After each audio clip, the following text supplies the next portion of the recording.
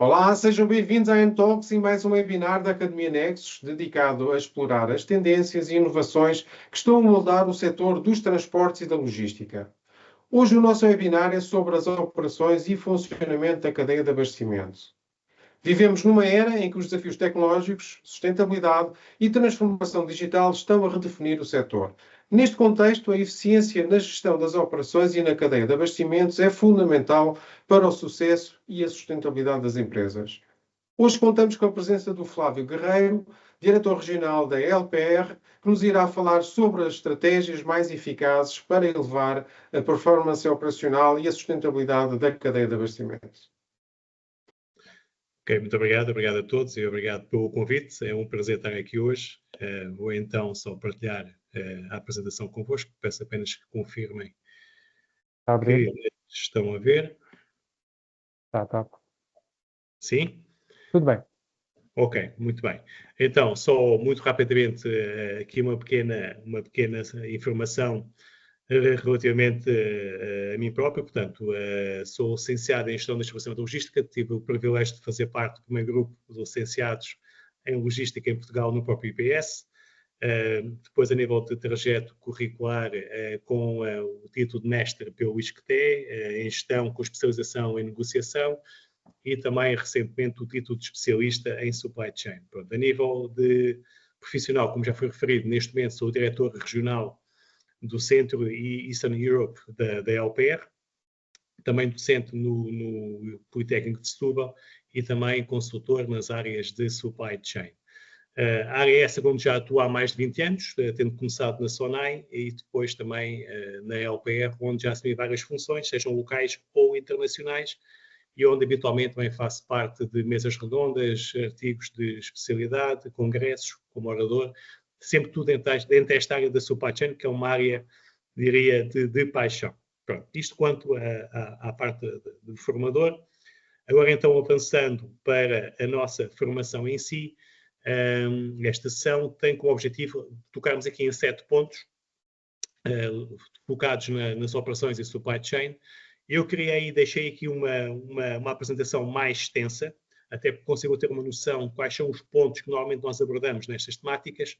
Obviamente, uma gestão de tempo, temos apenas 60 minutos, eu não irei conseguir entrar em detalhe nos diversos slides, vou apenas focar aquilo que é importante, e depois, no fim, caso assim entendam, poderão então colocar algumas questões. Portanto, a nível do sumário executivo, temos então, como referi, 7 pontos. Portanto, a base, que é a definição, o enquadramento e a importância da supply chain, suportado por alguns conceitos base, e depois entramos em áreas um pouco mais específicas, mas que me parecem perfeitamente relevantes ao dia de hoje, nomeadamente logística inversa, logística verde, economia circular, e depois pensa também um bocadinho quais são então os desafios e quais são as tendências na supply chain. Portanto, há aqui toda uma evolução histórica da área que me parece ser interessante para quem está a assistir.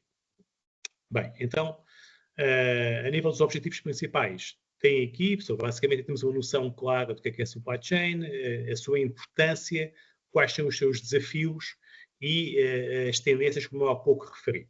Portanto, isto são os objetivos que nós iremos tentar capturar durante esta hora no final.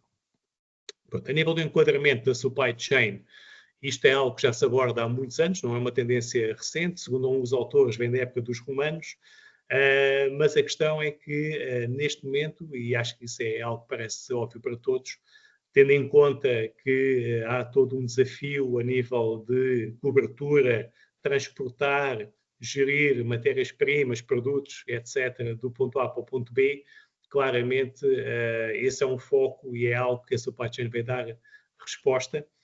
E se pensarmos numa componente um bocadinho mais concreta, e há esta definição do Benjamin Moura, que eu penso que é bastante pragmática, que é assegurar que todos os fluxos de montante a jusante, isto é, desde os fornecedores ao cliente final, eles são realmente colocados, lá está, no tempo certo, na hora certa, na quantidade certa, na qualidade certa, e neste momento, muito importante, que é a parte das devoluções e das rejeições, e tudo o que seja a reutilização, também é feita. Portanto, isto são, enfim, para todos que estão a assistir, já não serão conceitos novos, daí não estar a entrar em grandes detalhes, mas basicamente tem um pouco a ver com estes temas. Agora, quais são então os fatores que levam a uma maior complexidade da logística? Bem, há imensos, eu coloquei aqui apenas alguns deles, e tentei realçar alguns a vermelho que me parecem, sobretudo atualmente, mais pertinentes, e vamos falar deles um bocadinho mais à frente. Questões como as tecnologias, os fluxos inversos, ou logística inversa, a conectividade, portanto, como é que nós nos conectamos a nível das diferentes entidades, a visibilidade que é importante ter sobre toda a cadeia, que é percebermos a todo momento onde é que estão as matérias-primas ou os produtos, em que fase é que se encontram, quando é que vão chegar, quando é que saíram, para podermos gerir melhor todo o processo. A importância da colaboração entre as diferentes entidades, fornecedor, retalhista, produtor, cliente. Toda a parte de demografia, e esta cada vez está a assumir uma importância maior, porque há muitos fluxos demográficos de regiões distintas, com populações distintas, com hábitos distintos e com necessidades específicas, o que leva a desafios maiores, e também toda esta parte de ecologia, sustentabilidade. Portanto, são alguns pontos. Cada um destes retângulos era suficiente para uma formação, mas só para perceberem o quão complexo é toda a gestão da logística, tendo em conta estas variáveis.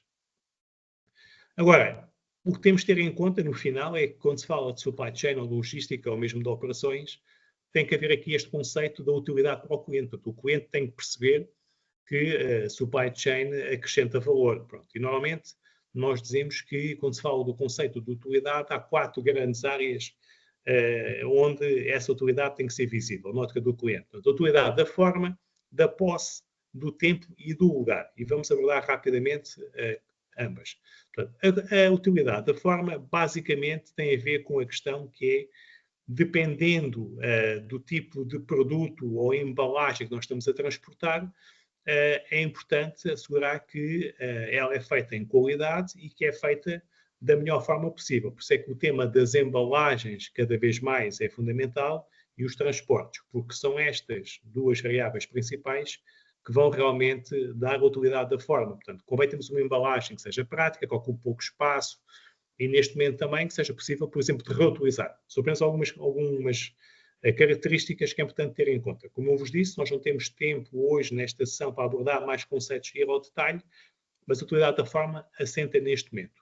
A utilidade da posse, acima de tudo, tem um princípio que é, eu para poder utilizar tenho que o ter. Portanto, eu se tiver todo um processo definido, mas depois não tenho o produto comigo, ou tenho o produto, mas com custos muito elevados, se calhar aquela posse, portanto, ter aquele produto ou ter aquela matéria, se calhar não é o ideal para mim.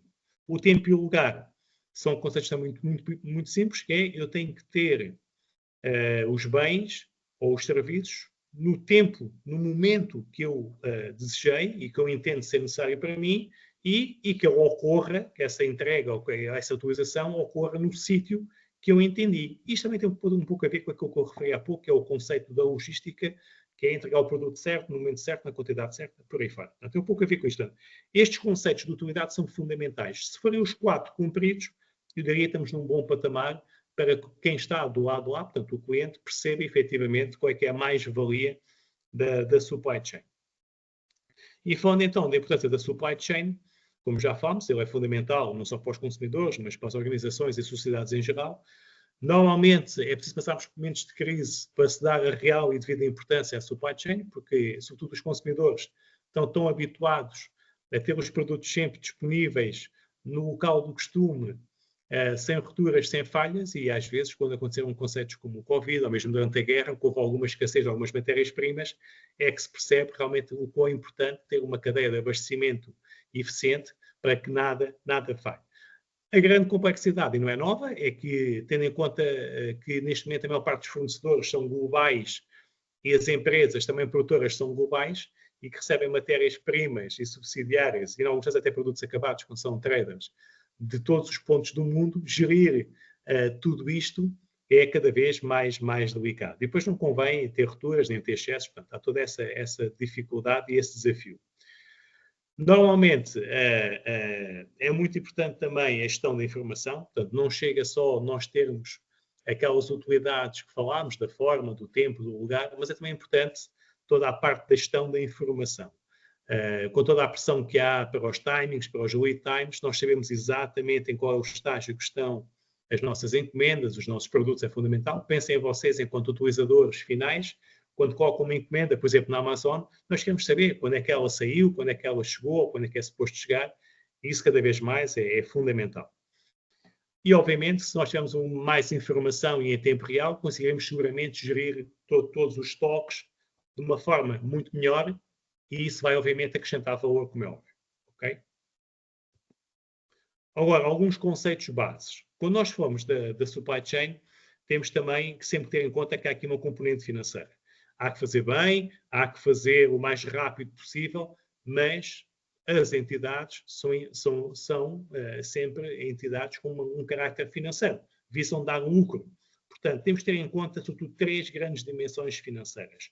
O lucro, portanto, lá está, é aquilo para que uma entidade normalmente se reveste como primária, necessidade primária, ok? Normalmente, o lucro, o resultado líquido, é assente numa visão que começa por ser estratégica, mas depois é gerida dia a dia, numa ótica mensal ou no limite anual, portanto, uma visão a curto prazo. Temos o cash flow, que tem a ver com questões, acima de tudo, de alguma liquidez, alguma solvabilidade, portanto, qual é que é, digamos que, o valor que nós temos aqui de cash disponível e temos depois também a utilização dos recursos, ok?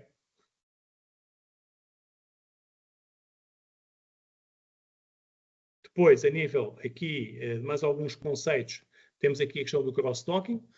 O cross-stocking tem a ver, acima de tudo, com a movimentação, vamos ver depois a seguir, de mercadoria que é recepcionada e fica, digamos ali, durante um certo período de tempo em stand-by para depois ser alocada a um ponto final. Portanto, ela não é provisionada, é só uma questão de espaço temporal entre receber de vários pontos e depois, então, seguir para um ponto final. Temos o conceito de carga completa, ok? Como o próprio nome indica, é quando um veículo está, obviamente, com a sua capacidade máxima. E temos o outsourcing, que é um outro conceito, cada vez mais premente, que é quando nós não somos os melhores especialistas ou os mais eficientes em produzir ou em fazer algo, então recorremos a entidades que têm essa expertise e que vão acrescentar valor, fazendo ou melhor, ou mais barato, ou mais rápido. Okay? A nível do cross-stocking, tem aqui um exemplo muito rápido. Portanto, a imagem da esquerda é um exemplo onde não há cross-stocking, portanto, que é muitos caminhões a entregar em muitas lojas. Na imagem da direita é vários caminhões a entregar no entreposto e depois segue então apenas um caminhão para essas lojas e é um processo muito mais eficiente. Okay? A nível da gestão de stocks, que é uma área também crítica da supply chain, nós temos então esta visão top-down, portanto, o geral mais para o particular. Portanto, nós temos que começar por desenhar, identificar e depois designar todo um artigo, com tudo aquilo que são as suas características inerentes. Depois há que haver uma codificação desse mesmo artigo, portanto, neste momento pode ser através de um código de barras, onde está associada toda a informação relevante sobre esse mesmo artigo. E depois temos a questão do estoque que em si que é útil, porque nós, quando temos estoque, asseguramos ou evitamos que haja escassez, permitindo que toda a cadeia funcione normalmente. É claro, para evitar escassez ou ter estoque em excesso, que também não é positivo, uma gestão eficaz do estoque, sobretudo através de sistemas de informação, é algo que vai contribuir para que nós consigamos ter não só os níveis corretos, mas também custos mais baixos e os clientes satisfeitos. Falando ao nível dos tipos de estoque, nós temos então o estoque de segurança ou estoque de proteção, digamos que é o estoque mínimo que nos permite fazer uma atividade não entrando em risco, ok? É claro que qualquer tipo de definição de estoque, sobretudo de segurança, depende de entidade para entidade, depende do tipo de produto. Se forem produtos perecíveis, é muito mais complicado porque há um prazo de validade. Se for produtos que não tenham prazo de validade e havendo espaço na armazém, não havendo grandes custos associados, podemos, obviamente, ter um estoque de segurança um pouco mais elevado.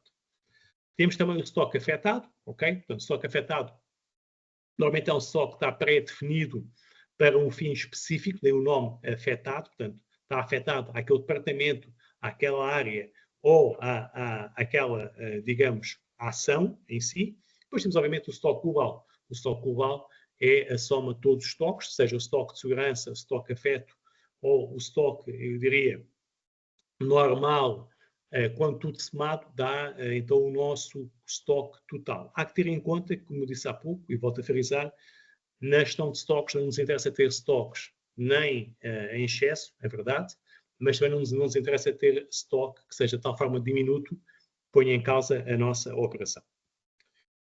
Temos também o estoque máximo e o estoque mínimo, portanto, são os valores que nós definimos como mínimo ou máximo, isto é, não me interessa baixar daqui, também não me interessa ter mais do que aquele estoque.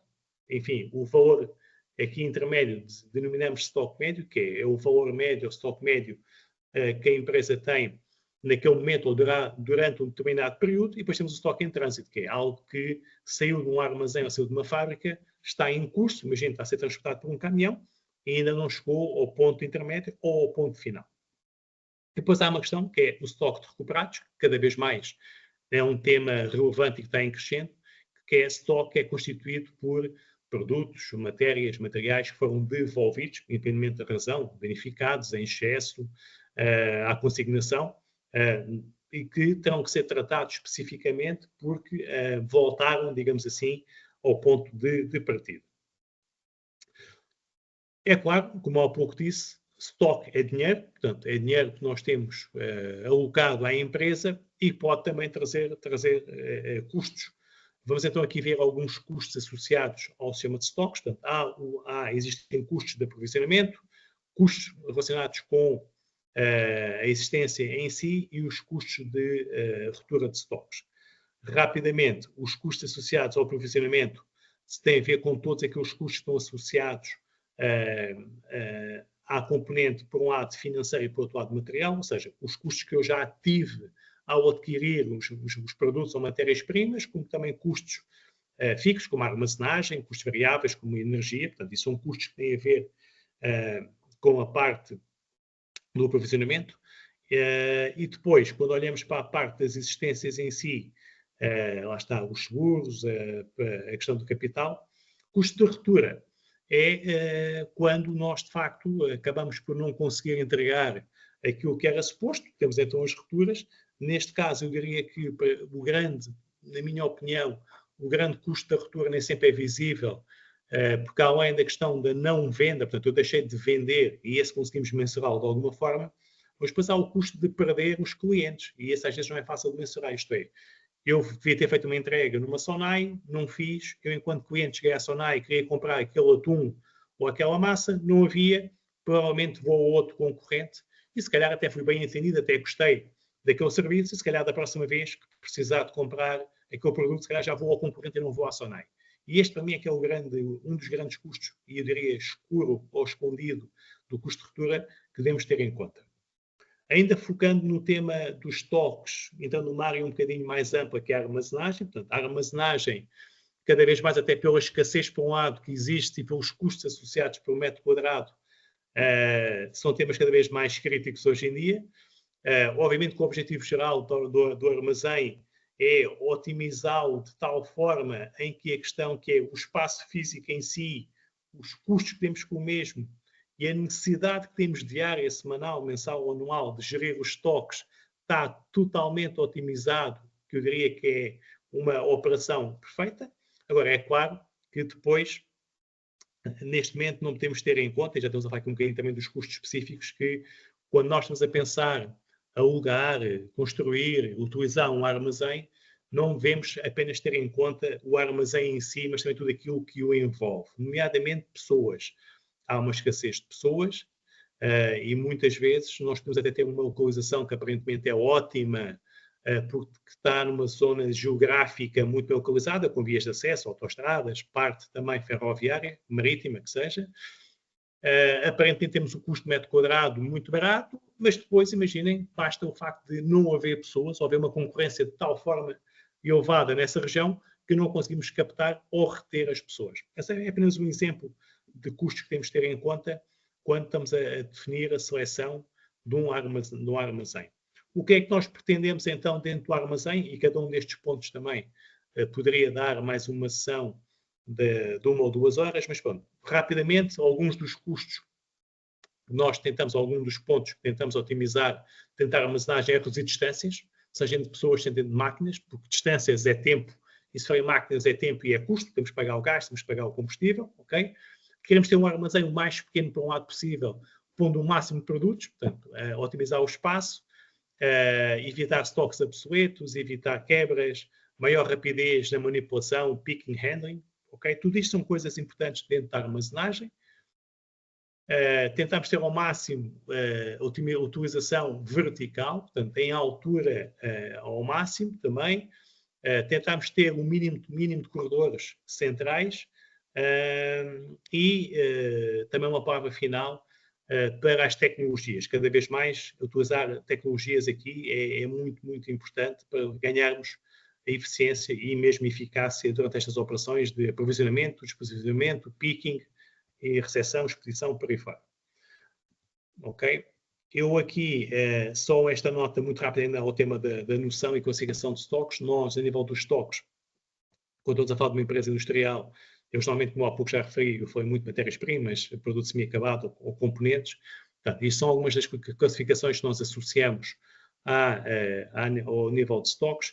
A nível de materiais, nós podemos classificá-los de várias formas. Uma delas é entre materiais de input, que é aquilo que entra na parte da produção, ou MRP, como também se dá nestas áreas. Depois temos os materiais de output, os produtos acabados, que depois vão dar aso a toda a parte de distribuição e o TRP.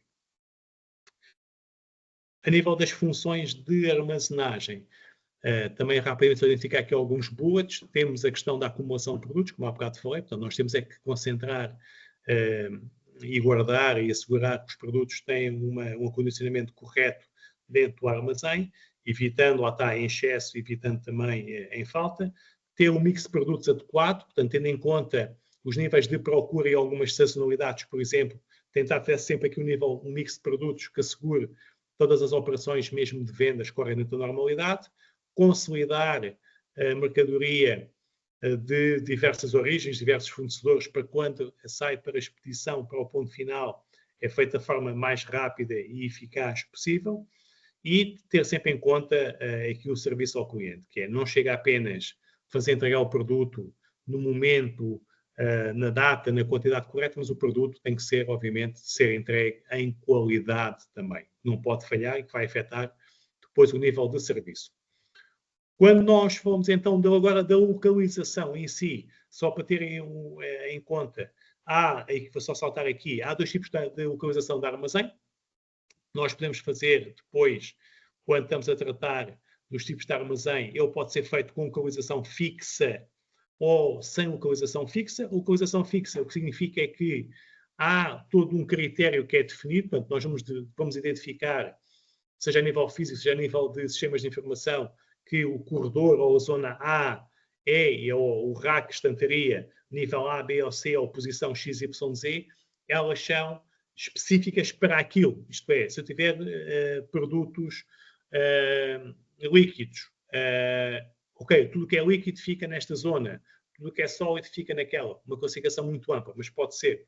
Depois posso dividir isto em subprodutos. Mas a regra é cada produto tem uma localização específica e é conhecida e é assim que funciona.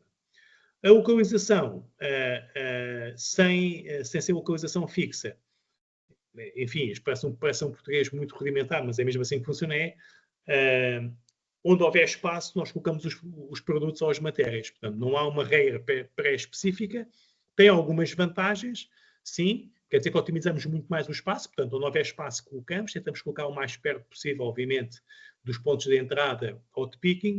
Tem a grande desvantagem que ou há um sistema de informação realmente eficaz ou eficiente que consegue, de alguma forma, nos dizer onde é que estão os produtos, ou então o grande inconveniente é que normalmente andamos à procura dos produtos e normalmente não corre bem. Portanto, agora, são duas opções possíveis, dependendo da empresa, da dimensão, da complexidade, do sortido de produtos, poderá definir em conformidade. Avançando aqui um bocadinho para um outro tema, que é a parte da distribuição. Portanto, até agora falámos de estoques, armazéns, etc. Agora vamos então avançar um pouco para a parte da distribuição. Nós, quando falamos do canal de distribuição, que é uma expressão que é muito utilizada hoje em dia, estamos a falar do conjunto de meios que são utilizados para fazer com que o produto saia do ponto A e chegue ao consumidor final, uma vez mais, salvando aquelas características que eu falei há pouco, do tempo, do momento, etc. Agora, isto pode ser mais ou menos complexo, dependendo da dimensão da empresa, do tipo de produto, se há intermediários pelo meio ou não. Pode ser um canal mais simples, mais direto, ou um bocadinho mais complexo. Há algumas características que têm que ser tidas em conta nesta parte, seja caráter comercial, financeiro, marketing. Vamos ver alguns desses já de seguida. Pronto, agora, quais são os grandes objetivos de um canal de distribuição eficiente? Eu diria que talvez o mais importante e o primário, que é garantir que os produtos são disponibilizados e rapidamente disponibilizados nos mercados, nas lojas ou mesmo nos consumidores finais, ok? E também fazê-lo sempre com um bom nível de serviço. Isto é, se nós temos uma janela horária, devemos cumpri-lo. Se há encomendas de urgência, devemos ser capazes de responder e devemos tentar conciliar sempre a distribuição com toda a parte também da produção e da armazenagem. Ou seja, eles devem funcionar como um acordeão, todos no mesmo sentido, mas sendo a distribuição uma das partes finais da logística tradicional, ela tem que ser forte e tem que dar resposta às necessidades. Como eu dizia há pouco, há vários tipos de canais de distribuição. Temos o canal direto. O canal direto é muito simples, que é transita diretamente do produtor para o cliente final. Normalmente, quando falamos de frutas e legumes, por exemplo, é uma coisa que pode acontecer. Temos o canal mais curto, que é um canal onde não há intermediários, portanto, não há grossistas. Vai diretamente do produtor para um retalhista, portanto, para uma loja. Okay? E depois temos o canal longo. O canal longo é um canal que tem vários intermediários. Vamos imaginar, temos um fabricante ou um produtor, um grossista, depois há um retalhista e depois há um cliente final. Pronto. Obviamente que a maior parte das empresas trabalha com vários canais, portanto, é tal multicanalidade, ou não há aqui a omnicanalidade, portanto, não é só um canal, são vários canais que são utilizados. Uma vez mais, depende da estratégia, depende da empresa e depende do mercado. Quando nós falamos de internacionalização, há que ter em conta algumas características extras, eu não me vou alongar. Agora, há questões culturais, legais, que há que ter em conta e não serve, esta é só uma nota muito rudimentar, mas eu deixo só aqui, que é, nós não podemos simplesmente pegar naquilo que é o nosso produto local e, por simplesmente, exportá-lo, colocando aqui apenas uma etiqueta na língua do destino e está tudo feito. Não é de todo assim que funciona, portanto, há aqui várias questões que temos realmente que assegurar para que tudo corra bem. Entrando agora num outro patamar, vamos mais ou menos a meio da sessão, e estou a tentar acelerar um bocadinho, só para vos dar uma visão global de todos os temas, para depois percebam, porque normalmente estas sessões podem ser sessões de 3, 6 ou até mesmo 12 horas. Eu estou aqui a pegar numa sessão que seria para 3 horas, mas apenas vos mostrar quais são os conteúdos que depois abordaremos mais em detalhe, para vocês terem então uma visão um pouco mais global.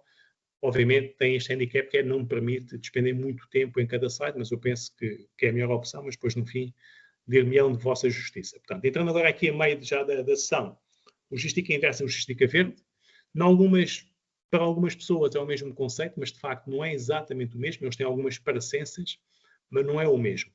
A logística inversa, de facto, como o próprio nome indica, deveria fazer regressar qualquer coisa ao ponto de partida.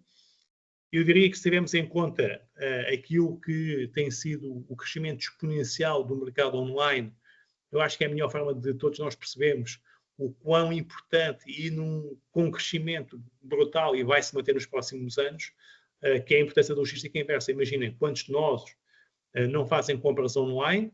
Vamos imaginar compras, por exemplo, de vestuário, que nós compramos sem experimentar e chega à casa, por razões diversas, o tamanho não está correto, ou não serve, ou não gostei. Enfim, obviamente a razão. Mas não ficamos com o produto.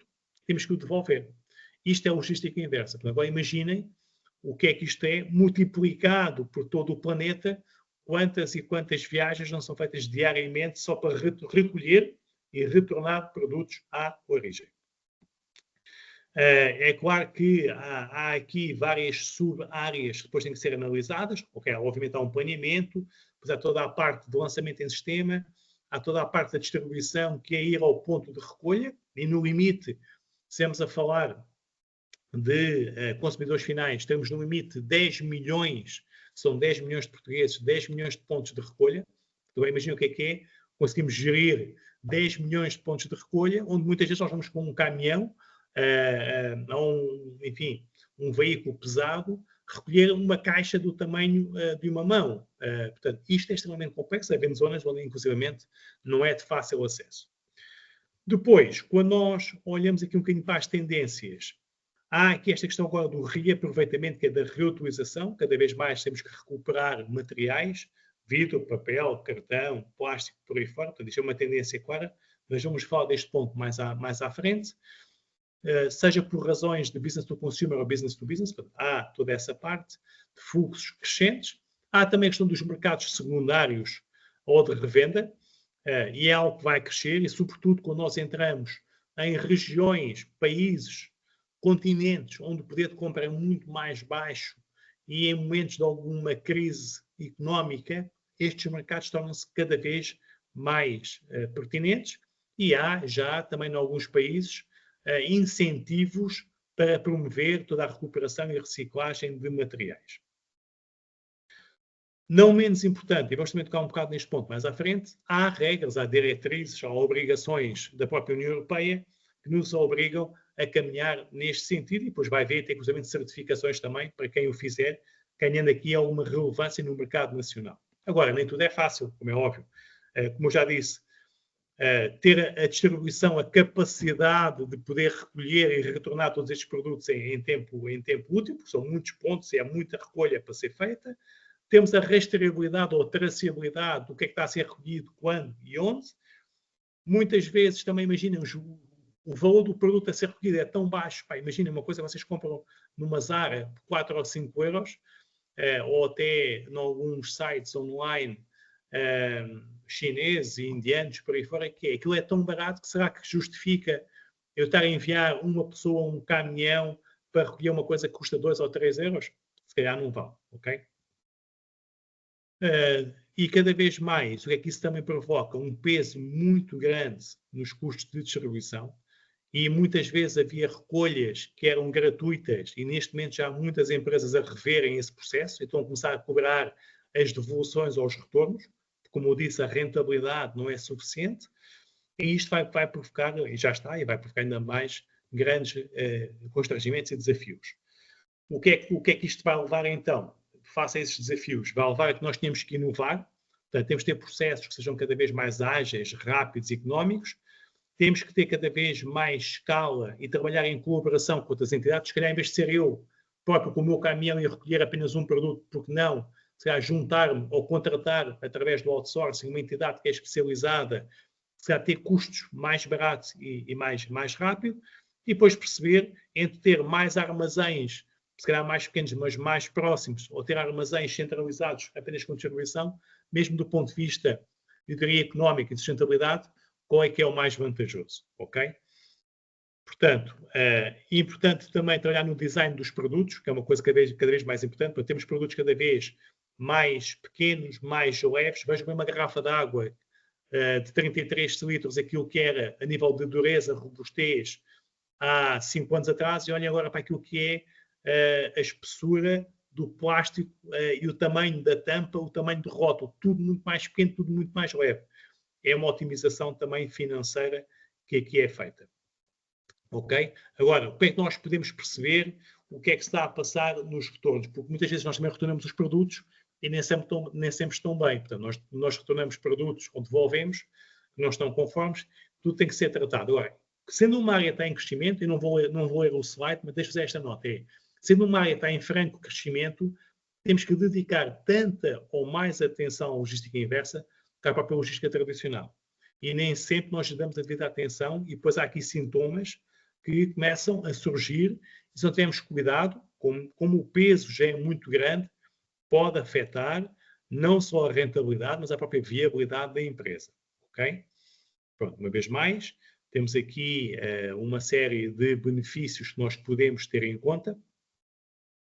Agora, quando olhamos aqui para a logística verde, uma definição muito rápida e muito simples para percebermos a diferença é: a logística verde pode estar associada à logística inversa ou não, mas o princípio da logística verde é que as diversas etapas da logística, tradicional ou de retornável, têm que ter em conta sempre, ou têm que ter sempre este foco da sustentabilidade, que é utilizarem, por exemplo, combustíveis que sejam sustentáveis, por exemplo, biocombustíveis, termos aqui armazéns com energia solar, painéis solares, otimização de águas, retenção, ou seja, é tudo aquilo que envolve a supply chain tem que ser pensada num efeito de sustentabilidade, ok? Se olharmos aqui um bocadinho para aquilo que é a logística inversa e aquilo que é a logística verde, há aqui realmente no meio esta parte que se cruzam, tem a ver com algumas atividades que são realmente híbridas, como a reciclagem, o refabrico, a reutilização, as embalagens em si, e isto sim é onde elas se tocam. Mas, volta atrás, logística verde é pensarmos que tudo aquilo que eu faço dentro da logística, dentro da supply chain, tem uma preocupação ambiental e tem uma preocupação, eu diria, ecológica. E devo dizer aqui alguns exemplos, e é isto que tem que ser feito. Mas uma coisa não está diretamente ligada à outra. Pode haver logística inversa, sem ser propriamente com uma preocupação de logística verde. Está bem? Agora, dentro deste tema ainda da logística verde, há algo que está muito em voga e é um dos temas principais hoje em dia que são abordados nas empresas e nos congressos, seminários por aí fora, que é a economia circular. Não é nada de novo, portanto, a economia circular vem do termo sustentare, do latim, tem a ver com sustentar, apoiar e conservar a natureza, portanto, não é nada de novo, deu-se um nome mais pomposo e deu-se mais importância agora a este tema, mas não é novo. Nós vimos antes de um sistema chamado modelo linear, e agora estamos a passar para um modelo circular. O modelo linear tinha a ver com um princípio básico, que era as empresas e a sociedade em geral preocupava-se em extrair as matérias que precisava, transformava-as, consumia e descartava. Okay? Pronto, era isto que era feito no passado. Agora, obviamente, claro, chegou-se à conclusão, já vamos depois ver mais à frente porquê, que isto já não é sustentável e então transitamos para a chamada economia circular. A economia circular, que tem a ver com o tal tema da sustentabilidade, tem que assegurar 3 princípios. Tem que ser economicamente viável, tem que ser socialmente justo e tem que ser ambientalmente correto. A nível internacional, uma das referências que é feita de uma forma generalizada é a regra dos 3 P's. Portanto, para ser sustentável tem que ter os 3 P's, que é, tem de ser, temos que assegurar que temos o P do profit, que é o lucro, o P das pessoas, que é o people, e o P do planeta. Portanto, para ser sustentável não é só a parte do planeta, e às vezes é um erro muito recorrente que vocês constatam, é que falamos da sustentabilidade como sendo parte verde, CO2, redução de CO2. Também é, mas é muito mais do que isso, tem a ver com a parte económica e com a parte das pessoas. Também. Agora, porquê é que isto do modelo linear deixou de ser sustentável? Porque, obviamente, e vão ver aqui, começa por haver dados que dizem claramente que o planeta está em risco e houve entidades reguladoras, como a União Europeia, que o identificou e que desde dezembro de 2012, portanto, repara bem, isto já há mais de 10 anos que está, enfim, digamos que definido, identificado, e há regras que foram colocadas em cima da mesa a nível da União Europeia, onde, e é aqui que começa a nascer também mais formalmente o conceito de economia circular, nos 3 R's, que é a reutilização, recuperação e reciclagem. Portanto, toda a parte da economia circular assenta nestes 3 pressupostos. Só para ter uma ideia, vou também acelerar aqui um bocadinho, não temos muito tempo, para perceberem o que é que se está a passar hoje e da importância de algumas variáveis. Aquecimento global. Para ter uma ideia, a imagem da esquerda era o nosso planeta a nível de temperaturas em 1884, a imagem da direita é atualmente o estado do nosso planeta. Para ter uma ideia, nos últimos 23 anos, cada ano, um após o outro, é sempre mais quente que o anterior. Só houve um ano, em 23 anos, em que isso não aconteceu. E tentem lá adivinhar qual foi esse ano? Foi o ano do Covid. Portanto, quando houve o Covid, uma boa parte da indústria parou, ou digamos que abrandou, e nós não andávamos com os carros, não andávamos a produzir, e foi o único ano, nos últimos 23, que esse ano não foi o ano mais quente que o anterior. Tirando isso, cada ano que passa é mais quente que o anterior. Outra variável é o gelo e o aumento do nível da água. Obviamente que muito mais calor, os efeitos de estufa, vai levar ao gelo, ao aumento do nível da água. E para terem uma ideia, se aumentarmos 4 graus a temperatura ao longo de 100 anos, ou 150 anos, ou 200 anos, neste caso, se isto for feito até 2100, vai fazer subir o nível do mar entre 0,6 metros a 1,10 m. Portanto, imaginem o que é algumas regiões com água 1 metro mais alto do que já existia antes. Outro, a exploração excessiva. Se nós estamos cada vez mais a utilizar as matérias, eu costumo dizer que imaginem o que é vocês terem uma área que é uma vossa casa, onde vocês estão sempre de uma forma contínua a utilizar todos aqueles recursos. Provavelmente chega a um ponto, já não dá mais. Portanto, esta utilização excessiva e contínua dos recursos é outro problema. Outra variável é a poluição. Como devem imaginar, muitas cidades hoje em dia estão completamente poluídas e morrem cerca de 7 milhões de pessoas por ano de poluição.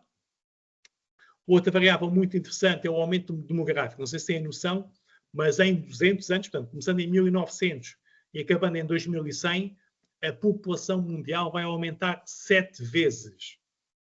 Portanto, voltando ao exemplo da vossa casa, mas quem quer? Vocês tinham na vossa sala uma capacidade para X pessoas. Na mesma sala agora vão estar mais 7 vezes esse número de pessoas a comer e a gastar. Okay? O planeta é só um, mas a população aumentar a este ritmo é muito complicado. Outra variável muito interessante também é a longevidade. É que nós vamos ter 7 vezes mais pessoas a comer e a consumir, mas essas mesmas pessoas, se há uns anos atrás, imaginem, não há muito, há 100 anos atrás, no máximo viviam até aos 50 anos, hoje vivemos facilmente até aos 80. Portanto, há 7 vezes mais pessoas a consumir e consomem durante mais 30 anos do que consumiam antes, uma vez mais, com o mesmo planeta. Portanto, também acho que se torna relativamente claro. O que é que isto leva? Leva-se a outro indicador que se chama a sobrecarga da Terra. Para ter uma ideia, nós, em 2024, quando chegámos ao dia 1 de agosto, já tínhamos consumido todos os recursos do planeta. Portanto, todos os recursos que o planeta gera, chegando ao dia 1 de agosto, já estavam consumidos. Ok? Ou seja, nós precisaríamos de 1,7 planetas Terra para dar resposta a todo o consumo que existe hoje. E para ter uma ideia, no gráfico de baixo, vocês podem ver a evolução. Para ter uma ideia, há 50 anos atrás, em 1970, nós só gastámos os recursos todos a 29 de dezembro. Portanto, em 1950, o planeta chegava, só acabava 3 dias antes de acabar o ano. Neste momento, acaba a 1 de agosto. Portanto, vejam bem o que é que isto provoca. Ok? Desafios da supply chain. Ok? Aqui é um bocado a questão de uma bola, uma certa bola. Tentámos ter aqui um pouco de feiticeiros, quais é que são. Eu costumo dizer que é um bocado a gestão do será. Isto é, será que a guerra ou as guerras vão acabar e quando é que vão acabar? Será que os custos dos combustíveis e da energia vão aumentar mais, sim ou não, ou vão baixar e quando? Será que a inflação e o seu impacto real, não é aquilo que vemos nos jornais, vai se manter, vai aumentar, vai baixar e de que forma? Será que eu vou conseguir ter disponibilidade de transportes, de armazéns, de pessoas para trabalhar? Quais são os níveis de stocks adequados? Será que vou conseguir ter os novos objetos? Ou seja, há muitas perguntas. Às vezes é mais complicado arranjarmos a resposta, mas estes são alguns dos desafios que nós temos de tentar encontrar naquilo que é a supply chain. Agora, uma coisa é certa, uma vez mais, eu não vou entrar aqui em detalhes, porque só este slide também era suficiente para 3 ou 6 horas de sessão, mas há aqui algumas coisas que me parecem que são consensuais e que vieram para ficar mais à esquerda ou mais à direita. Por um lado, o aumento global da estrutura de custos. Hoje, quando vocês olham para qualquer produto, de regra geral, ele é mais caro do que era há 3, 5 anos atrás. Portanto, é claro que há aqui uma componente, obviamente, de aproveitamento, de rentabilidade de algumas empresas, mas o que é um facto é que alguns custos, como o custo de energia, custos de transportes, custo de mão de obra, está mais alta. Portanto, isto é para ficar. Já passámos várias fases em que há escassez de matérias-primas, escassez de materiais, escassez de transporte, escassez de pessoas para trabalhar. Portanto, isso é para ficar também. E depois temos toda aquela parte da complexidade, de cada vez mais gerir a supply chain como um todo, em mercados globais, torna-se cada vez mais complicado. Só realçar aqui 4 ou 5 pontos. Portanto, uma coisa muito importante é o aumento de toda a visibilidade da supply chain. Já falamos aqui no passado. É muito importante também termos aqui em conta a gestão de stocks e eu diria que ter em conta esta questão da escassez de motoristas, porque cada vez mais, e Portugal não é de longe o país, se calhar, que mais sofre, mas cada vez mais são temas que temos que ter em conta. Mas tem aqui uma visão mais global de quais é que são essas preocupações e, segundo Beata Jakovic, que é o chefe do Banco Europeu, claramente que os acontecimentos que aconteceram recentemente, desde o Covid, a questão da guerra, estão a forçar as empresas a repensar toda a cadeia de abastecimento. Isto é, deve ter cadeias mais longas, mais próximas, deve estar dependente de um único fornecedor, vários fornecedores, just in time, just in case. Portanto, há aqui muita matéria para nós podermos falar. Outro tema muito importante é o aumento da capilaridade, que é do last mile, já falámos, entrega porta a porta, e depois também temos que recolher porta a porta, que é aquilo que eu dizia no IMIT, esta questão dos 10 milhões de fornecedores, ou de clientes, com várias áreas aqui que podemos ter que atuar. Outra parte é os motoristas, para ter uma ideia, nos Estados Unidos há um estudo que diz que, neste momento, o motorista é uma das 5 funções mais procuradas em todo o país, ok? E que já tem empresas que já fazem quase políticas especiais dentro da empresa só para o motorista, onde, por exemplo, tem aplicações onde é o motorista que escolhe o que é que quer fazer, tem uma app onde ele arrasta para dentro da aplicação quais são os serviços que quer fazer e ele é que define o seu trabalho. Pronto, chegamos a esse patamar, além de incentivos financeiros muito elevados, ok? Outro fator muito importante é a resiliência, portanto, saber lidar com tudo isto, flexibilidade, exigência, qualidade, on-time. Portanto, temos que ser realmente muito resilientes na gestão de toda a cadeia e nos revestirmos de pessoas capazes, sistemas de informação robustos, porque se não for assim, esta parte da resiliência é muito complicado. E dentro daquilo que eu chamo mais a flexibilidade é muito importante, a inovação. A inovação é um tema-chave, seja através da automação, inteligência artificial, toda a parte de ERPs, WMS, por aí fora, isso é fundamental. E depois, também, tudo é mais rápido. Temos que fazer tudo mais depressa. Os lead times hoje são muito mais curtos que antigamente. A minha concorrência atua muito mais rápido do que antes. E eu tenho que o fazer, senão eu vou perder competitividade. Pensem, lá está, vocês vão a 2 ou 3 sites que vendem o mesmo produto. Se o preço for o mesmo, for tudo igual, mas há um que entrega em 24 horas, a outro que entrega em 48, provavelmente vamos escolher aquele que entrega em 24. Portanto, até por aqui, esta parte da agilidade e flexibilidade é fundamental. Já falamos da sustentabilidade, não vou voltar a entrar em detalhe, é um tema-chave. Hoje, todos os congressos das empresas falam de sustentabilidade. Reduções de CO2, neutralidade carbónica, o que é que estão a fazer hoje em dia para atingir. Este é um tema que não há volta a dar e vai crescer nos próximos anos, ok? Há quem diga mesmo que o aumento do comércio eletrónico levará a um aumento de mais de 30% das emissões, para ter uma ideia. Portanto, só aqui 30% virá dessa componente. E houve um estudo que foi feito recentemente, onde 50% dos fabricantes e retalhistas e 50% dos fornecedores, portanto, mais de metade, investiram em programas de sustentabilidade. Portanto, não há volta a dar, é um tema-chave, ok? A tal parte da visibilidade, já falamos também, temos de ter tudo isto aqui em conta. Uma parte muito importante, só para realçar aqui neste slide, é realmente a parte da colaboração que tem aqui. Cada vez mais temos que colaborar, temos que nos tornar mais transparentes, temos que partilhar, inclusive, informação, dados, quer com clientes, quer com fornecedores, com parceiros, para que nós possamos todos em conjunto colaborar de uma forma mais efetiva. Também aquela questão que é, eu vou continuar a ter as cadeias, lá está, muito extensas, vou continuar a ter fornecedores somente na China, sabendo que se houver uma questão como o canal do Suez, ou há um bloqueio qualquer, ou há um Covid que começa na Ásia, eu deixo de ter cá os meus produtos, as minhas matérias-primas, é isso que eu quero, apenas porque é mais barato, ou valerá a pena ter fornecedores também locais, mesmo que sejam mais pequenos ou um pouco mais caros, dando-me aqui uma flexibilidade. É o outro tema. Já falamos da questão dos sistemas de informação, robotização, Internet of Things, ok? Muito importante, por isso é que eu deixei aqui este slide, perdão, que é, temos aqui toda a parte preditiva, temos que tentar prever o que é que vai acontecer, isso é muito complicado. Uma coisa é saber o que é que está a passar hoje, o que é que eu vendi, o que é que me custou, outra coisa é o que é que eu vou ter que vender, qual é que vai ser a procura, qual é que vai ser a necessidade de stocks para o futuro. Portanto, essa capacidade preditiva ou de forecast vai ser fundamental e aqui tudo o que é Big Data, Analytics, modelos preditivos, fundamentais para fazer a diferença. A automação que já falámos, cada vez mais as pessoas, por um lado, não há, por outro lado, são muito caras, por vezes são pouco produtivas, portanto, investirmos em automação é fundamental. 5 minutos finais para a parte das tendências e best practice, apenas para vos dizer que condução autónoma Ainda há pouco tempo vimos aqui agora o Elon Musk a apresentar o seu novo táxi e o autocarro sem condutor. Internet of Things também, tudo conceitos que vocês já conhecem. Big Data, cada vez temos mais dados, mas há que saber trabalhar os dados com um propósito, com um objetivo. As Smart Cities cada vez mais visíveis, sobretudo aqui somos a Ásia, Japão, é um exemplo fantástico, com toda esta comunicação, por exemplo, temos semáforos, o conceito do número de carros, os fluxos, o semáforo é ajustado automaticamente, máquinas a comunicar com máquinas, é outro exemplo, ok?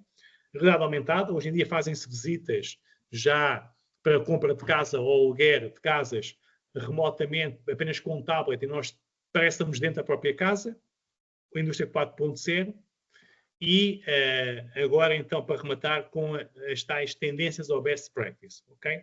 Temos aqui um conceito que é toda a parte do conceito de conveniência, que é algo que tem aumentado drasticamente, eu diria, em todo o mundo, que é nós pensamos cada vez mais que é ter tudo mais conveniente, mais próximo, muitas vezes conceitos até fundidos, onde eu posso ter tudo naquele momento, mas ao pé de casa.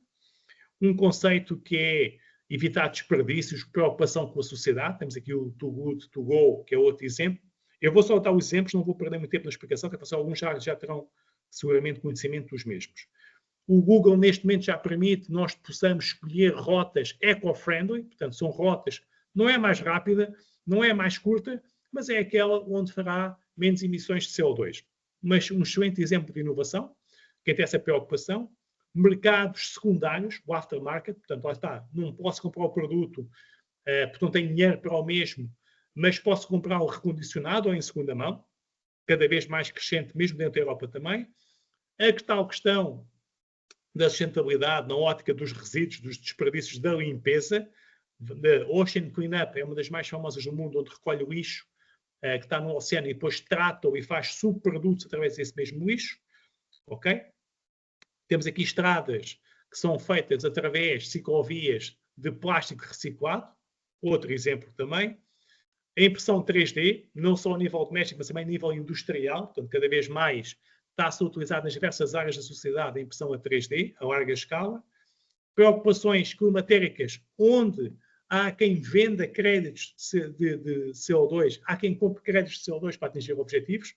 Podemos discutir se fará sentido ou não, mas é uma realidade. Net zero é outra realidade, outra tendência atual. Muitas empresas têm esta preocupação de ser a tal neutralidade carbónica, onde trabalham para não emitir CO2. Quando o conseguem fazer fisicamente, fantástico. Quando não conseguem, podem comprar os créditos. Uma vez mais, é discutível, mas é uma tendência. Okay? Depois vem toda a parte da certificação. Podemos ter para dizer que somos efetivamente uma entidade ambientalmente correta. Tem aqui um exemplo, para terminar aqui em 2 minutos. Temos aqui então um exemplo também de uma empresa de iogurtes, que todos os componentes, todos, desde a raiz até o produtor final, são todos utilizados de uma forma consciente ambientalmente. Portanto, tudo aquilo que se come desta empresa, temos esse selo. Temos aqui estufas, são feitas em contentores, portanto, são estufas horizontais, em alguns casos também verticais, onde se produzem em algumas grandes cidades, porque há falta de espaço ou os custos são muito elevados, faz produção agrícola dentro de contentores. Temos a questão do Walmart, que acabou de implementar recentemente, há 2 anos, a sua primeira quinta vertical, a própria Walmart. Temos outro conceito muito giro, que é antigamente produtos, sobretudo frutas e legumes, que eram deitados fora, porque eram feios, não tinham aquele aspecto muito bonito, ou então eram muito pequeninos. Tinha a ver com a questão realmente de condições tão pré-definidas. Neste momento há empresas como o Intermarché, que criou até anúncios muito giros, onde brinca com a forma das frutas e vende-as a um preço mais barato, e é um sucesso, ok? A questão também da preocupação dos naturalistas só utilizar materiais naturais nas produções e nos consumos. E temos, por exemplo, a Unilever, que criou através uma microfábrica para fazer nanocomponentes através de um contentor também, ou algo similar. Bem, desculpem esta aceleração final, apenas para cumprir com aquilo que foi o tempo, que foi 1 hora. Eu tentei dar-vos aqui uma visão muito global, muito vaga, mas global, daquilo que são os temas que me parecem mais prementes de uma supply chain. É claro que isto carecia de muito mais horas para podermos entrar em detalhe, mas espero vos ter demonstrado de uma forma rápida e objetiva aquilo que são as bases, a realidade e as tendências e best practices da supply chain. Okay? Obrigado.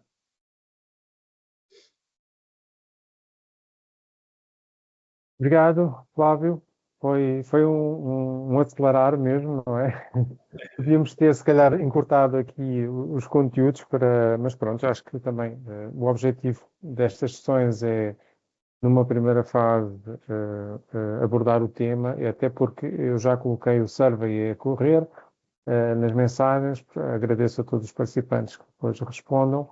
O nosso objetivo é também sondar depois os participantes no interesse de partirmos até para um próximo curso de curta duração, mas com já o aprofundar das temáticas.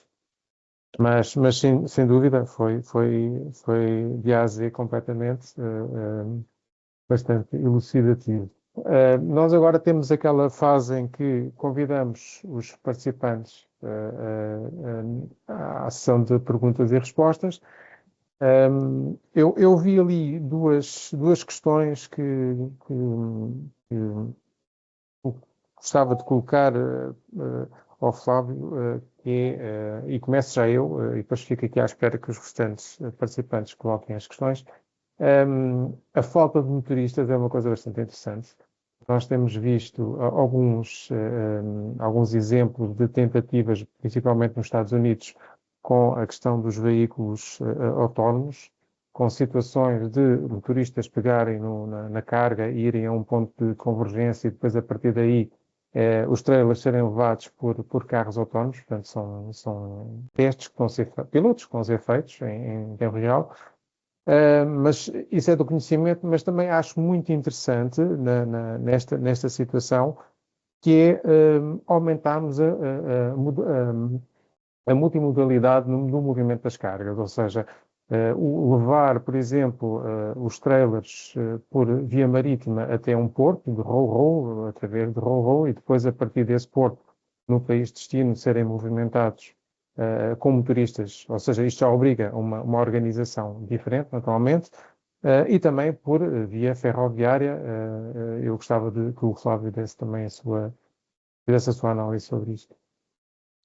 Sim, sem dúvida, é um grande desafio. É verdade que há testes que foram feitos e continuam a ser feitos, mas a grande questão aqui é, se nós olharmos para a supply chain como um todo, na sua globalidade, uma das perguntas de partida é quais são os países ou as regiões que estão preparadas para ter esses sistemas implementados. Portanto, uma coisa é, eu vou aos Estados Unidos ou vou no Japão e eu posso, em momentos específicos, em locais pré-definidos, fazer esses testes. Agora, a questão é, eu não consigo extrapolar isso para uma realidade global. E quando nós falamos da multimodalidade ou intermodalidade, independentemente do tipo de produto ou matéria que nós estamos a transportar, a parte rodoviária vai sempre ser fundamental. E neste momento, o que nós assistimos é que, claramente, é que seria desejável, até por efeitos de sustentabilidade, porque o transporte rodoviário e o marítimo são claramente muito mais saudáveis. A questão é que vemos um crescimento, e eu posso dar o exemplo aqui onde eu estou, em Praga, nós temos milhares e milhares de caminhões a circular todos os dias, onde seja 7 da manhã, 7 da tarde, meia-noite, entre aspas, são filas intermináveis, porque são eixos centrais de ligação entre a Europa de Leste e a Europa Central, e nós temos aqui uma ou duas vias principais, e nós não conseguimos combater isso. Portanto, por muito que se fale destas temáticas, e olhando a um curto prazo, 3 a 5 anos, nós não vamos conseguir chegar a um patamar, claramente, onde vamos deixar de precisar de motoristas e em número crescente, porque cada vez há mais população, cada vez há mais consumo, e depois há outro fator, que é a questão do last mile. Nós muitas vezes não falamos, é que o last mile só pode ser feito de uma forma que é rodoviária. Não há last mile marítima, não há last mile ferroviária. E precisamos de motoristas. E o que está a acontecer é que essa questão também levou a uma necessidade ainda maior de motoristas, mas depois podemos colocar uma vez mais o tema da sustentabilidade aqui em cima da mesa. Mas qual é que é as emissões, qual é que é o impacto que isso também traz? Ou seja, é um tema extremamente complexo. Agora, o que me parece é que a condução autónoma vai, a médio e longo prazo, ajudar um pouco, mas eu acho que neste momento são, acima de tudo, sistemas de colaboração, centralização e de proximidade que vão dar resposta à questão não só de uma supply chain mais eficiente, mas também, do ponto de vista sustentável, muito mais responsável. Mas de qualquer forma, nós também, acho eu, que não conseguimos alterar o estado de situação em termos climáticos se não fizermos também uma mudança de mindset, tanto a nível do consumo como a nível das cadeias produtivas, não é? Se é para manter tudo da mesma forma, a solução, ou criamos autónomos para conduzir os carros, e a questão dos combustíveis, ou substituímos o gasóleo por hidrogênio, coisa do género, não parece que exista condições para fazer isso nos próximos tempos. Portanto, com esta questão da geopolítica que nós atravessamos neste momento, também é previsível com movimentos nearshoring ou friendshoring que estejam a trazer até para a Turquia, por exemplo, muita coisa se fala para a Turquia no caso da Europa, não é? Ou para mais perto, e isso irá, quer dizer, se for para a Turquia também não nos vai, bem, pode fazer ali através do Mediterrâneo, não é? De certa forma, mas há sempre um movimento outra vez em termos da Europa Central para abastecer esses mercados. Sim, não, que já está a haver e vai ocorrer aqui alguma descentralização dos fluxos, sim, isso é inevitável, até por questões geopolíticas e de risco, e há uma coisa que é a gestão de risco, que é algo que nós temos de nos preocupar, que é, eu até posso tentar ter um processo que seja mais eficiente do ponto de vista de lead times ou de custo, mas se houver um risco elevado de poder não recepcionar essas mercadorias, se calhar não justifica. Por outro lado, há que mudar, sim, começa pela mudança da ótica do consumidor, mas do ponto de vista das entidades, nós temos aqui temas que são muito importantes, por exemplo, a questão das embalagens, temos cada vez embalagens muito mais eficientes, onde nós conseguimos trabalhar em questões como redução de peso, redução do tamanho, reutilização, a origem das matérias-primas, porque, por exemplo, mesmo no caso do biocombustível, nós temos vários exemplos que nós estamos a comprar biocombustível por ser algo que naturalmente é mais sustentável, mas se calhar nós nunca fomos averiguar qual é que é a origem das matérias que dão origem ao biocombustível.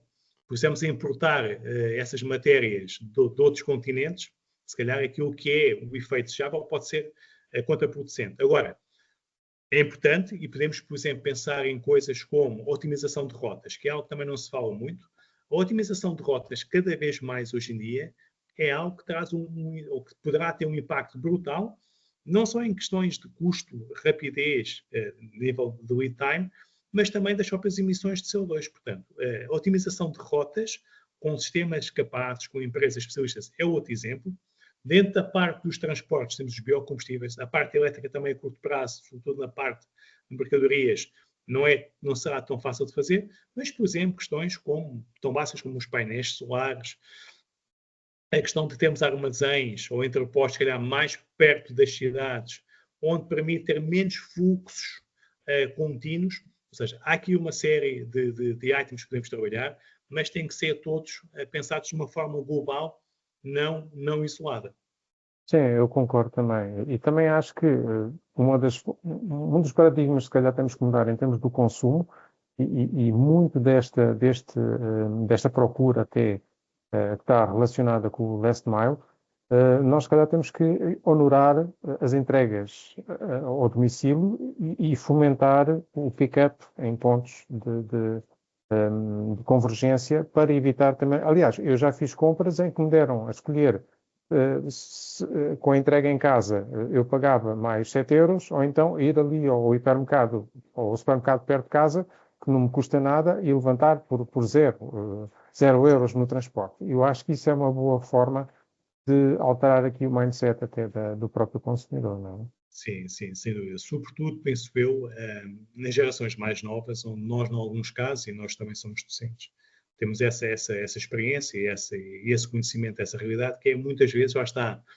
por não ter custos e por ser fácil, eu apenas quero escolher uma blusa, mas como estou indeciso na cor, compro 5 cores diferentes, depois testo as 5, escolho aquela que gosto mais e devolvo 4, porque não tem custo. É a fórmula da Amazon, não é? E não só, mas é um exemplo. Mas isto é um exemplo. Agora, imagine o que é este exemplo muito simples que eu acabei de dar, que é um exemplo real, a nível global. E se nós a falar de peças lá está, custam 3, 4, 5 euros, lá está. Até que ponto é que justifica? Portanto, sim, parte do consumidor, e acho que felizmente está a mudar, e parte também da educação que é dada desde muito novo às novas gerações, quer em casa, quer nas entidades de ensino, e as próprias empresas têm que fazer algo. Eu costumo dar o exemplo que é, à primeira pode ser de borla, isto é, nós temos um cliente, aconteceu, algo não correu bem, não gostou, tudo bem. mas se vimos que é um cliente que é continuamente a atuar desta forma, se calhar tem que pagar por isso. Sim, essa é uma medida. Também tentámos, por outro lado, perceber se há parceiros locais que tenham uma escala maior que a nossa em que o possam fazer em aglomerado, portanto, a tal parte das políticas colaborativas, porque muitas vezes já nos aconteceu, penso eu a todos, que nós temos 4 entregas no mesmo dia de entidades diferentes para entregar coisas de pequena dimensão. Porque não ser um único parceiro a fazer uma entrega única das 4 peças? É algo que também tem que ser repensado. Portanto, os desafios, é como dizer, os desafios são tremendos. Agora, uma coisa que me parece óbvia é que esta questão do last mile e da parte da logística inversa, claramente veio para ficar, vai trazer também aqui a necessidade de mais profissionais de logística e mais meios, porque é incontornável. E há uma coisa que é gira perceber também, que eu há pouco falava da longevidade, que é cada vez temos mais população e população mais sénior, e população essa sénior, que inclusivamente, e aí sobretudo devido ao Covid, que trouxe coisas muito boas, trouxe outras que se calhar não tão boas, e trouxe algumas que se calhar são discutíveis. Uma daquelas que eu não sei se foi bom ou se foi mal, que é as próprias gerações mais velhas, neste momento, compram online. Os meus avós, se calhar, compram online, os meus pais compram online, algo que não acontecia antes. Portanto, estes fluxos vão claramente aumentar. Sem dúvida, sem dúvida. Sim, a logística inversa, eu lembro que há uns tempos atrás, mesmo nos Estados Unidos, ainda não havia valores concretos da percentual da logística. Estimava-se que andasse ali na casa dos 20, 25% de todas as compras online eram suscetíveis depois de serem devolvidas. Isto são valores brutais, não é? Ou seja, o fluxo logístico teve que se reinventar porque ele só estava num sentido unidirecional, de armazém. Portanto, o que fazer tudo isso teve as implicações que tiveram. Mas é de facto uma nova realidade completamente desafiante para a cadeia. Eu vou só aqui passar aqui à mensagem, à pergunta do André Mestre, que agora é que reparei. Ele pergunta, no caminho da automatização, como estão encaixadas as soluções semi-automatização e pilotagem remota? Tem conhecimento, Paulo? Sim, bem, vou já uma coisa. Uma forma mais genérica, começando por aqui, há que também ter em conta aquela questão, muitas vezes nós falamos dos sistemas de informação e os ERPs. Eu costumo dizer que SAP, uma solução como o SAP, não serve para todos. Tem que ter uma certa dimensão, uma certa escala. Portanto, nós temos que ter em conta aquilo que é o nosso negócio e até que ponto é que a automação ou semi-automação, dentro das diversas componentes que a abordam, até que ponto é que realmente é justificável. Porque muitas vezes o custo do investimento versus a mais-valia que daí resulta pode não estar bem quantificada. Agora, eu pessoalmente sou um grande defensor de caminhar nesse sentido e, como eu disse há bocado, não só pela escassez de pessoas, mas pela própria complexidade daquilo que é um ser humano numa gestão de uma organização. E, por outro lado, estes processos de automatização, ou semi-automatização ou robotização, quando são bem pensados e bem implementados, trazem, sem dúvida alguma, ganhos de competitividade. E nós, em Portugal, sendo um país pequeno, e não podemos ter aquela visão de o baixo custo, somos um país de custo baixo, isso já não existe, tem que ser pela inovação ou pela qualidade. A robotização, a automatização aqui também tem um papel-chave. E, portanto, sim, mas com a salvaguarda que ter soluções adequadas àquilo que é a nossa realidade e àquilo que é a nossa ambição. Muito bem, então temos aqui agora o Gilvan que coloca a questão como vê a questão da otimização das rotas marítimas em função dos conflitos geopolíticos e os gargalos dos fluxos nos canais marítimos Suez ou do Panamá, por exemplo. Certo. Essa é uma Panamá é a falta de água, não é? Exatamente. Essa é uma daquelas perguntas um bocadinho lá está da bola de cristal, não é? Vou já ver uma coisa. Como eu disse há bocado, que os fluxos estão a ser redefinidos, estão, sem dúvida alguma. Agora, a questão é que nós não vivemos neste momento, eu diria, numa sociedade que nos permita qualquer tipo de tranquilidade, nem tão pouco de previsibilidade. Isto é, esta questão que eu falo dos predictives, tentar prever o que é que vai acontecer, é algo que é muito delicado, porque, repare, além das questões das próprias condicionantes físicas de algumas rotas, e quando digo físico tem a ver com a capacidade do caudal, os lead times, os custos inerentes, porque muitas vezes nós falamos que qualquer rota A ou rota B é mais segura, é verdade, mas quanto tempo é que demora? Que tipo de produto é que eu estou a transportar? É que há uma questão, é que temos a questão dos perecíveis e depois há a questão do risco, e isso é muito complicado de gerir. Portanto, eu diria que neste momento não há uma visão única, não há um caminho único e de um dia para o outro tudo muda. Por isso é que eu volto atrás. Eu penso e sou defensor de que nós não devemos, obviamente, passar do 8 para o 80, não podemos passar de um just-in-time para um just-in-case total, nem passar de um canal ou de uma logística mais extensa, mais profunda, mais complexa, para uma 100% local. Agora, parece-me que temos fornecedores de backup ou fornecedores secundários perto de nós. Quando digo perto, não tem que ser em Portugal ou em Lisboa ou no Porto, mas regionais, num eixo mais regional. Parece-me que é uma solução para mitigar esse risco marítimo ou portuário. E, por outro lado, nós também pensarmos se não há até fornecedores, mesmo sendo globais, em pontos diferentes do globo, que também por si só nos possam mitigar essa situação. Porque eu acho que uma coisa que todos nós aprendemos é que deixamos de ser como adquirido que aquilo chega naquele dia, àquela hora. Isso acho que ninguém pode assegurar hoje, não é? Sem dúvida. Eu vou só fazer mais uma pergunta que tem a ver com a questão daquilo que o Flávio faz. Ou seja, o Flávio tem um produto que para mim é um dos dois mais importantes na logística. Ou seja, a par dos contentores, nós sem paletes não fazíamos, ou fazíamos muito pouco, ou fazíamos não tão eficientemente.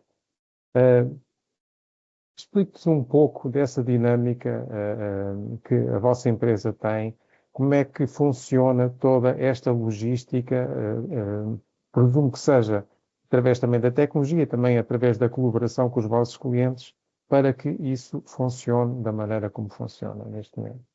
Certo, ok, muito bem. E obrigado pela importância, porque lá está, muitas vezes a questão das embalagens, seja contentores, barris, paletes, grades, o que seja, nem sempre se dá a devida importância, mas o que é um facto é que sem elas, sobretudo as paletes e os contentores, de facto, nós não conseguimos sobreviver. Bem, antes de mais, é uma logística que é muito complexa.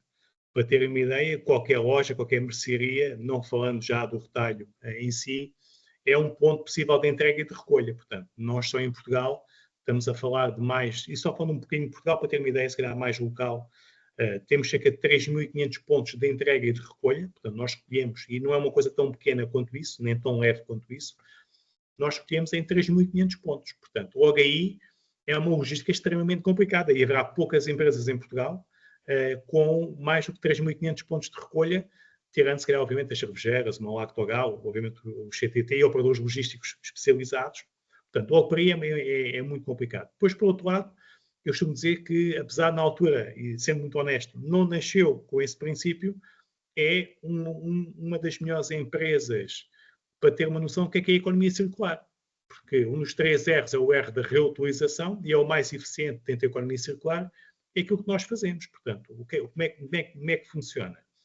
Vamos pensar numa empresa como a Lactogal, ou a Mimosa, que para a sua produção precisa de paletes, portanto, eu produzo o produto, depois tem que colocar na palete para expedir para o seu cliente, pode ser uma Sonai, um Pingo Doce, uma pequena mercearia.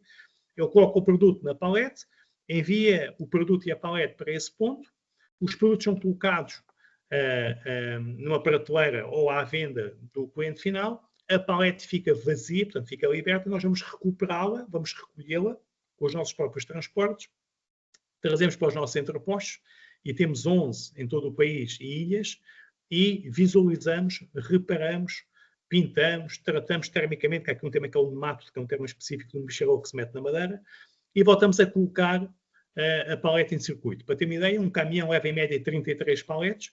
Nós só em Portugal movimentamos 11 milhões de paletes, só em Portugal, e faturamos sensivelmente 30 milhões de euros. Nós na Europa faturamos, entre o negócio que temos da LPR em si, temos o negócio também daquelas caixas que se vêem de frutas e legumes, do Pingo Doce, no continente, faturamos perto de 1.000 milhões, portanto 1 bilhão, já em 2024, e temos esta logística também que é global, portanto, nós podemos entregar paletes aqui no Porto ou em Lisboa, mas essa mesma palete vai para Madrid, vai para Praga, vai para Barcelona, e como é que funciona?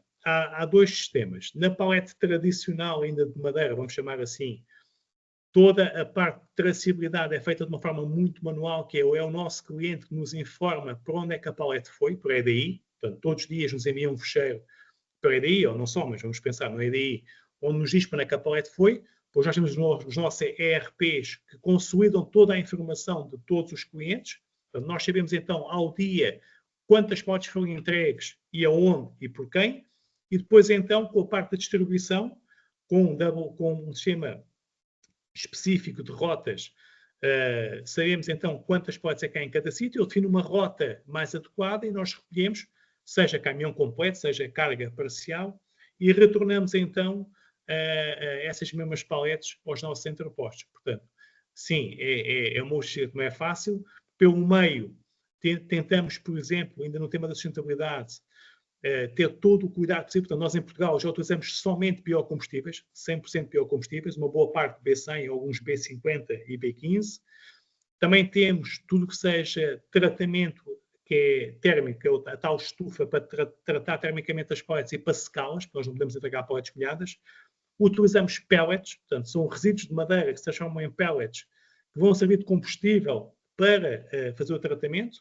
Temos painéis solares a 100% em todos os nossos entrepostos. Temos já também muitos armazéns, lá está, de proximidade, e mesmo dentro da Sonai, dentro da Jónia Martins, para que o mesmo caminhão que deixa a Coca-Cola ou que deixa o leite mimosa, nesse mesmo local, traz as paletes logo de volta, portanto, não faz viagens em vazio. Portanto, temos também paletes que já usam QR codes para agilizar a traçabilidade, e tudo que sejam paletes de plástico. Já temos então aí o QR Code, já temos também várias informações, e temos uma palete que se chama palete de Lego, que é uma palete de plástico. Se partir uma parte da palete, eu posso trocá-la como se fosse um Lego e colocar outras peças, o que é uma grande inovação também. Portanto, sim, não é fácil, não é fácil, mas é muito desafiante, sim. Sem dúvida. Sem dúvida, e sem paletes nós não conseguimos ser eficientes, não é? De maneira nenhuma. Exato. Flávio, quero agradecer a participação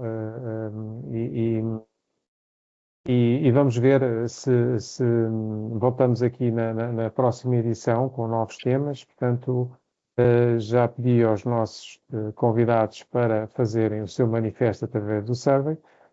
E em nome da Academia Nexus, mais uma vez agradecer a disponibilidade do Flávio. Ok? Muito obrigado. Muito obrigado, foi um prazer. Obrigado. E boa sorte. Ok, obrigado. E boa noite a todos, então. Muito obrigado.